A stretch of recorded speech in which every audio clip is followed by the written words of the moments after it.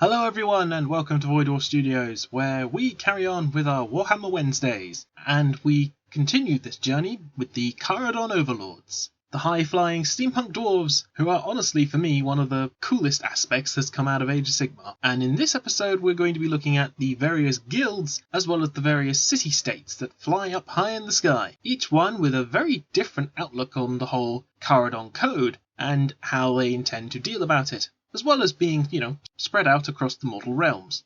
But first, a quick going over of the whole Kharadon Code thing. What makes these high-flying dwarves different from their foot-slogging counterparts is the fact that this code, unlike a typical dwarf that focuses more on personal honour and then profit, the Kharadon Code focuses on profit over honour. This is why Kharadons will, in theory at least, work for almost anyone so long as the money's good enough, and what they're doing doesn't potentially screw over their skyport in the future. This, however, does mean that Kharadons are not allowed to directly hurt their competition. They are allowed to make themselves more profitable than other city-states, because of course that's going to happen, but it's more of a case of they are not allowed to drive their opponents out of the market, so to speak.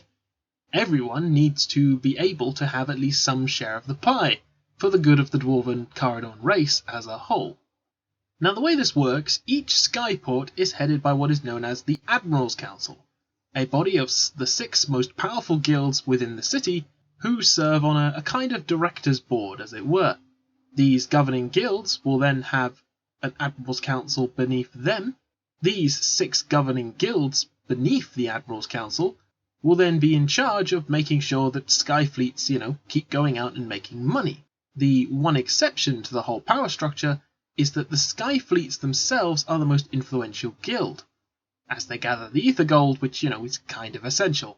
Every Dwarden who serves in the sky fleets essentially is a shareholder. They each get a percentage of the profit from all adventures, and the higher up the rank they go, the bigger the share they get.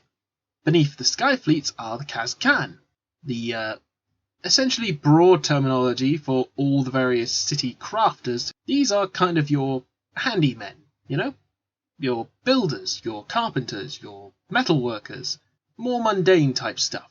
The ether chemists are the guild who are specialised in the finding, extracting and redistribution of the ether gold. The Gruncorps are essentially the drilling training barracks for your Arcanaut companies.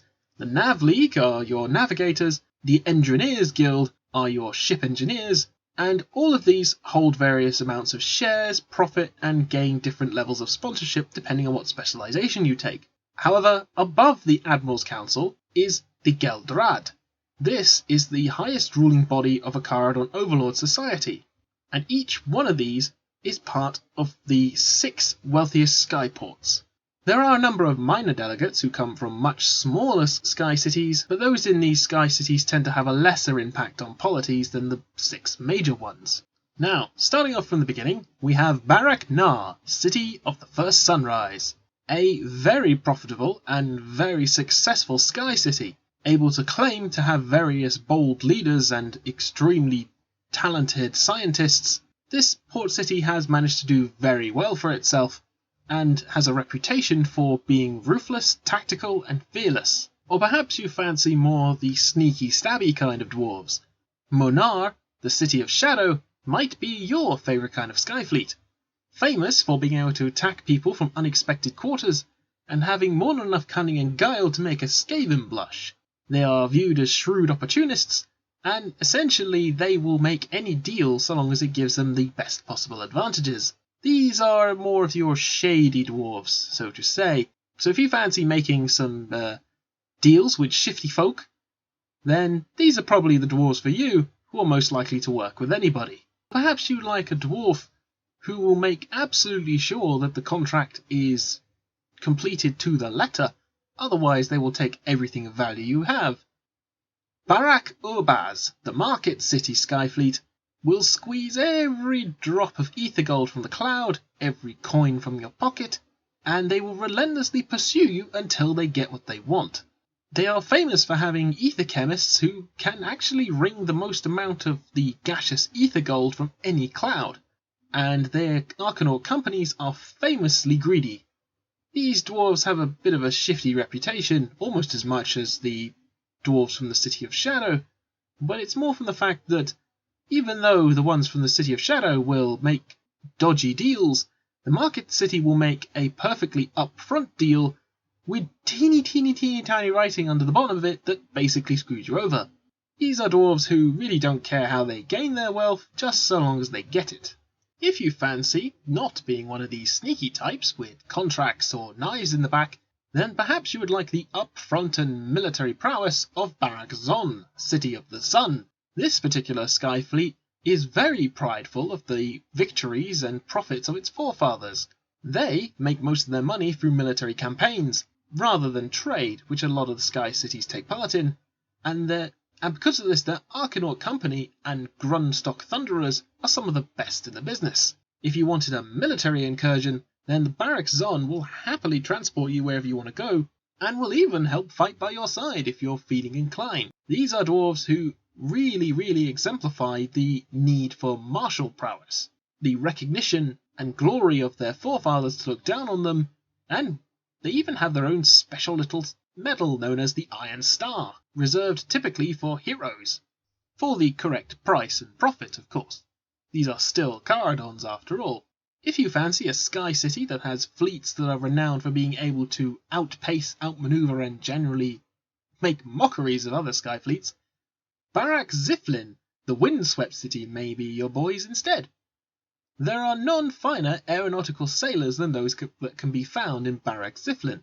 Now, you'd be fair to believe that this is a bit of an unfounded boast, but these dwarves and their skyport fleets are some of the best in the business. Their moniker of Windmaster is apt because they can anticipate and ride the winds better than any other sky fleet, and because of this speed, maneuverability, and grace, they have made themselves very wealthy indeed, able to adapt to multiple situations and basically having a relatively good relationship with an awful lot of different cities and races. And if you wanted something delivered real fast, then these guys will do it post-haste. Now for a skyport that isn't particularly well liked necessarily, but that's partly because of where they've decided to set up shop. Barrack Moore, the City of the Eclipse, is set up in the realm of death, and the Dwarden from this place are known to be of a pretty sombre mind, and they have an unhealthy obsession with death magic. They believe that there are vast opportunities to be made from necromantic arts, and they constantly seek out to unlock of this kind of magic for their own financial gain. So far, no particular catastrophes has happened, but dwarves experimenting with necromancy is never going to end well. They will often trade with the various human civilizations that exist in the realm of Shayesh, but because Shayesh by its very nature is a relatively poor area, this tends to mean that they will scavenge tombs, they will basically bust up and destroy caravans if they get the opportunity, and they will basically, they're kind of dwarves who are living a bit on the edge, so they will do whatever they can to survive. And this unhealthy interest in necromancy, I can't see this ending well. But if you're like me and you like a dwarf that likes to keep a little bit of the old whilst embracing the new, then you will like Barrack Thrang, City of the Ancestors. Now, every dwarf, regardless of which culture they come from, holds grudges like no one's business, and Barrack Thrang are no exception. In fact, amongst the other sky fleets, they are famous for holding grudges. If for whatever reason a business transaction goes sour, they will remember it, and they will up the prices if you try to do business with them again, reciting this particular infringement you did on a previous contract. They are also known for being one of the most conservative Kharadon fleets out of all the other sky cities, and this is mostly because they value antiquity over new technology. They're a little bit of an oddball in the Kharadon society because they still follow and worship the ancestor gods. They are one of the few Kharadon cities that do, and because of this relationship, they have strong ties with the Fire Slayers and Dispossessed, who they are very keen to continue trading with, because on the whole at least, dwarves trading with dwarves don't tend to screw each other over. It's the other tricksy races like elves and men and, well, anyone they decide to trade with. But because of this love and venerance for their ancestor gods, these dwarves are in an interesting niche pot. It does, however, mean that they can call upon these allies when they have a particular grudge they wish to settle.